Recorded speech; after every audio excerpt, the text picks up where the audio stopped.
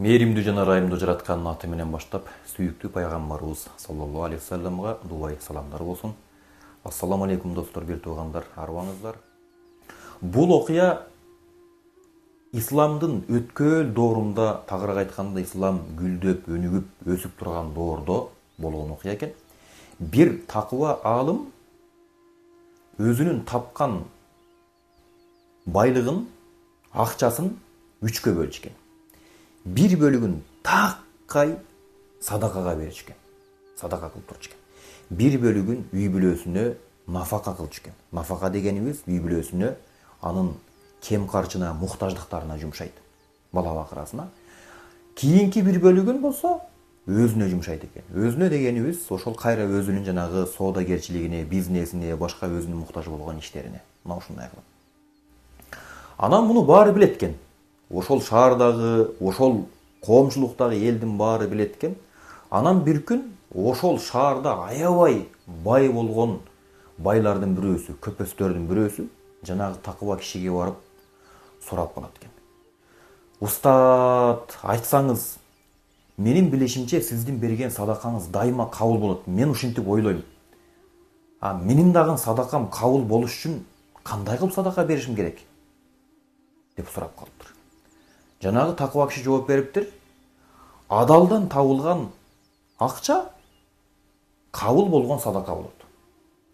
Муктаж болгон адамга, чыныгы муктаж болгон адамдын колуна барып тиет. Деп айтыптыр. Десе жана таң калыптыр.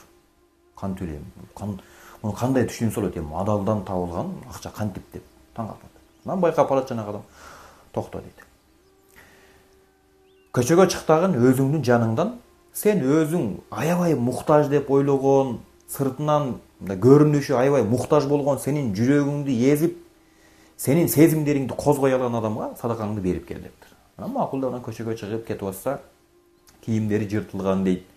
Баягындай көзү сокур дейт. Көзү көр дейт. Ушинтип Аллага жалбарып, дуа кылып аткан кейипте дейт. Аллахым өзүң берешенсиң мага рызкы бере көр. Анан жанагыны көрүп жанагы байдын жүрөгү элжирип кетиптир. Эми ушул аябай муктаж болсо керек, ушуга берейин. Анан байлыгын жанагы соодасынын садакасын чыгарып жанагыга бериптир.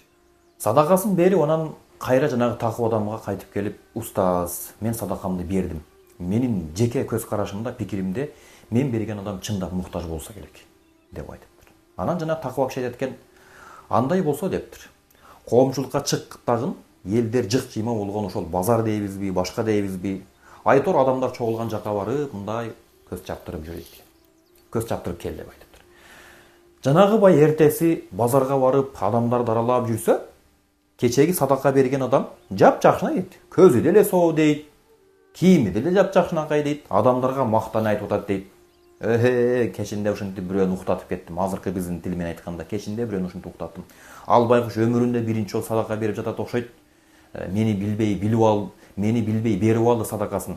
Ал берген садакага мынау шаардагы эң атактуу болгон, эң кымбат болгон сойкуга барып, акчамды төлөп, өзүмдүн шахватымды, өзүмдүн нафсимди кандырдым. Аны менен таң атканга чейин арак иштим, шарап иштим, кумарымды кандырдым.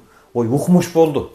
Кыскасы бул жагы тим эле укмуш болду. Максатыма жеттим деп ошентип мактанып айтып атыптыр. Жанагы көпөс соодагер аябай таң калып, устазына келип айтып бериптир. "Устазым, ушундай болду, мен адашыпмын" деп. Мына көрдүңбү? Арамдан табылган садака арамга барат. Эми мунуну карап тур деп, өзүнүн чөнтөгүдөн акча чыгарып бериптир дагы. Эми мунуну алып чык дагы ошондой эле өзүң көзүңө мындай бир муктаж болуп көргөн адамга бер дептир. Анан көчөгө чыгыптыр.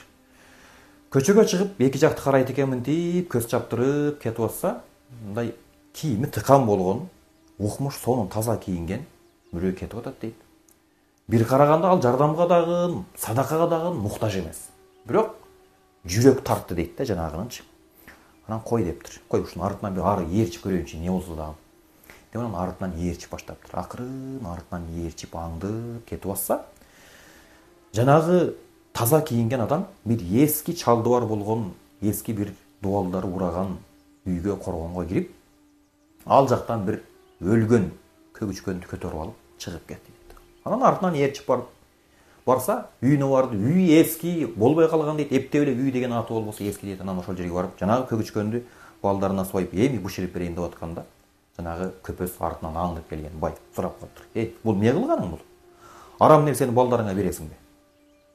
Деп ошентип сурап калыптыр. Десе жанагы таза тыкан кийинген адам мусулман айтыптыр, мен чындыгында балдарымды тойгузуш үчүн бардык себептерди кылдым. Жумуш издедим, рызык издедим, башка кылдым, бирок адамдардан жардам сураганым жок, акча сураганым жок, бала бакырамды багам деп садака сураганым жок. Ошол себептен мына балдарым уже бүгүн тамак жебегенине 3-күн болуп атат. Айла жокто мына арам нерсени балдарыма бышырып беришке туура келди деп ошентип жооп бериптир. Баягы сөздү уккан көпөс аябай таң калыптыр дагы. Анда эмесе садакага чындап муктаж болгон сен экенсиң деп туруп, баягы такып адамдын берген садакасын бериптир. Көрсө, жанагы таза тыкан кийинген адам чындыгында жардамга муктаж болгон, колунда акчасы жок, колунда тамак алып сатып жегенге бир өзүнүн байлыгы жок болгон мусулман, бирок башкалар аны бай деп ойлосун үчүн, кедей деп ойлобосун, бул бай деп ойлосун үчүн жанагынтип бир болгону бир эле кийим, ошону таза кылып жууп кийип алып көчөгө ошентип чыккан экен. Анан жанагы көпөс соодагер кайра жанагы такып адамга барып, кайтып барып, анан устаз, сиз туура айткан экенсиз.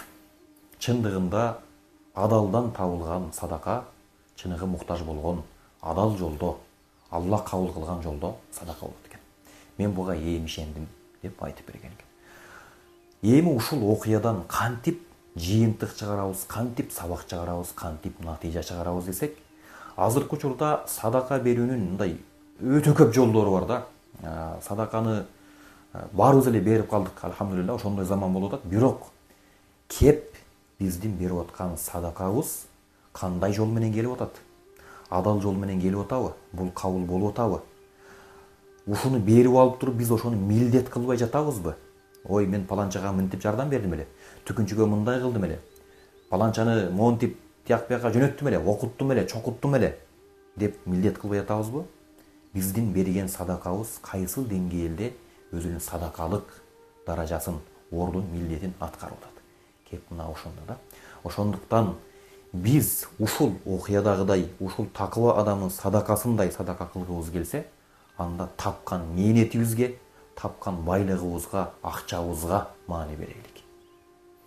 Канча акча тапсак дагы ал акчабыз Алланын жолунда табылбаган, Алла уруксат бербеген жолдордо табылса, анда берген садакабыз дагы эч качан кабыл болбойт. Бул өтө коркунучтуу маселе.